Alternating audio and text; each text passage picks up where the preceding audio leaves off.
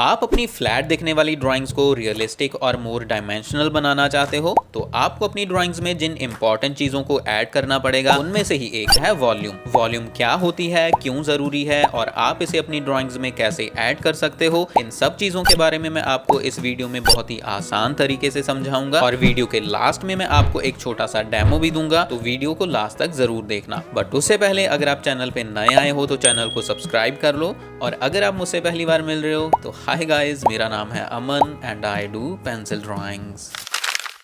तो सबसे पहले बात करते हैं कि वॉल्यूम है क्या। कोई भी ऑब्जेक्ट अपनी लंबाई, चौड़ाई और ऊंचाई की वजह से जितनी स्पेस कवर करता है उसको उसकी वॉल्यूम या फिर आयतन बोलते हैं। जैसे कि इस छोटे से बॉक्स को मैं अगर इस ड्राइंग शीट के ऊपर रखूं तो ये अपनी लंबाई और चौड़ाई के साथ शीट पे तो स्पेस कवर कर ही रहा है, पर उसके साथ ही अपनी ऊंचाई की वजह से भी हवा में ऊपर की तरफ स्पेस को कवर कर रहा है, और इसी चीज को इसकी वॉल्यूम बोलते हैं। और इसी की वजह से ये बॉक्स 3D नजर आ रहा है, बिकॉज हम इसकी तीनों डायमेंशंस को देख सकते हैं, लंबाई, चौड़ाई और ऊंचाई। और आप इसको लंबाई, चौड़ाई और गहराई भी बोल सकते हो, बिकॉज कुछ लोग इसमें कंफ्यूज हो जाते हैं। अगर आप नीचे से देखो तो ये ऊंचाई है, और अगर आप इसके ऊपर से देखो तो ये बॉक्स के अंदर की गहराई है। तो इस चीज में आपको कंफ्यूज नहीं होना है, लंबाई, चौड़ाई और ऊंचाई बोल सकते हो, या फिर लंबाई, चौड़ाई और गहराई बोल सकते हो। अब बात करते हैं कि वॉल्यूम की हमारी ड्राइंग्स में क्या इंपॉर्टेंस है, ये क्यों जरूरी है। हम बात कर रहे हैं पोर्ट्रेट ड्राइंग्स की, और हमारे फेस के हर पार्ट में वॉल्यूम है, मतलब हर पार्ट की अपनी लंबाई, चौड़ाई और ऊंचाई है। चाहे वो हेड हो, नोज हो, लिप्स हो, चीक्स हो या फिर आईज हो, कोई भी पार्ट बिल्कुल ही फ्लैट नहीं है। तो अगर हमें हमारी पोर्ट्रेट ड्राइंग्स को रियलिस्टिक और मल्टी डायमेंशनल दिखाना है तो हमें फेस के सारे पार्ट्स में वॉल्यूम को भी दिखाना होगा, मतलब हर पार्ट की लंबाई और चौड़ाई के साथ साथ उसकी ऊंचाई को भी दिखाना होगा।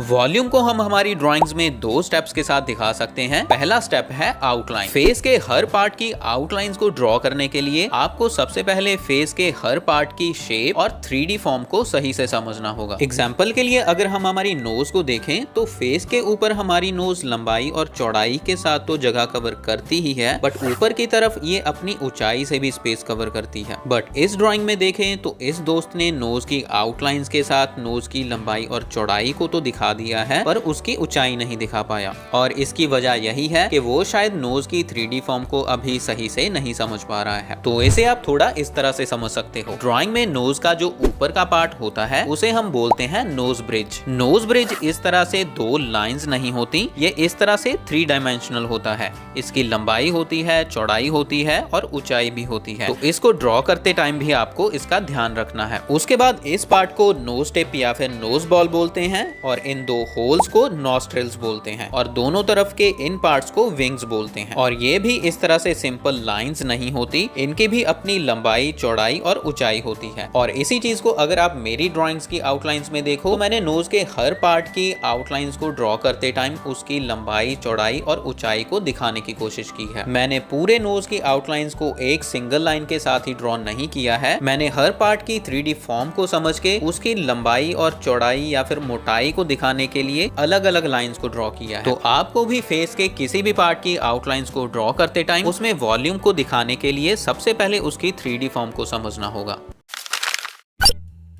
बहुत सारी जगह ऐसी होती हैं जहां पे हम लाइंस को ड्रॉ करके वॉल्यूम को नहीं दिखा सकते। जैसे कि ये एक 2D बॉक्स है, और इसमें मैं अगर अलग से कुछ लाइंस को ऐड कर दूं इस तरह से तो ये बॉक्स 3D लगने लगेगा। बट अगर मुझे इस 2D सर्कल को एक 3D रियलिस्टिक बॉल की तरह दिखाना है तो इसमें वॉल्यूम को ऐड करने के लिए मैं अलग से लाइंस को ऐड नहीं कर सकता। फेस में ऐसे पार्ट्स होते हैं, चीक्स का पार्ट, नोज के विंग्स वाले पार्ट्स या फिर फोरहेड का पार्ट। तो ऐसी जगह पे वॉल्यूम दिखाने के लिए हमें जरूरत पड़ती है डेप्थ की, बिकॉज डेप्थ और वॉल्यूम आपस में पूरी तरह से रिलेटेड हैं। अब बात करते हैं कि डेप्थ है क्या और हम इसे अपनी ड्राइंग्स में कैसे ऐड कर सकते हैं। डेप्थ के लिए हम अपनी ड्राइंग्स में लाइट सोर्स के अकॉर्डिंगली शैडोज को क्रिएट करते हैं, जिससे हमें पता चलता है कि कौन सा पार्ट पीछे की तरफ है और कौन सा पार्ट आगे की तरफ है। शैडोज वाले पार्ट्स पीछे की तरफ या फिर नीचे की तरफ दबे हुए नजर आते हैं, और लाइट वाले पार्ट ऊपर की तरफ उठे हुए नजर आते हैं। और हम नोज की एग्जाम्पल ले रहे थे, तो नोज में वॉल्यूम को दिखाने के लिए भी हमें नोज के इस पार्ट में ऊंचाई को दिखाना है, मतलब इस पार्ट को ऊपर उठा हुआ दिखाना है। तो इसके लिए भी हम नोज में शैडोज के साथ डेप्थ को ऐड कर सकते हैं। नोज टिप पे ज्यादा लाइट पड़ती है जिसकी वजह से वो ऊपर उठी हुई नजर आती है, और नोज के नीचे यहाँ पे शैडोज होती हैं या फिर साइड पे भी शैडोज होती हैं, जिस वजह से वो पार्ट्स नीचे की तरफ या फिर पीछे की तरफ दबे हुए नजर आते हैं। और इसी तरह से हम हमारी ड्राइंग्स में भी नोज ब्रिज और नोज टिप वाले पार्ट में लाइट वैल्यूज को ऐड करेंगे, और साइड्स पे या फिर नोज के नीचे शैडोज वाले पार्ट्स में डार्क वैल्यूज को ऐड करेंगे डेप्थ को दिखाने के लिए। और इसी से हम हमारी नोज में वॉल्यूम को दिखा पाएंगे।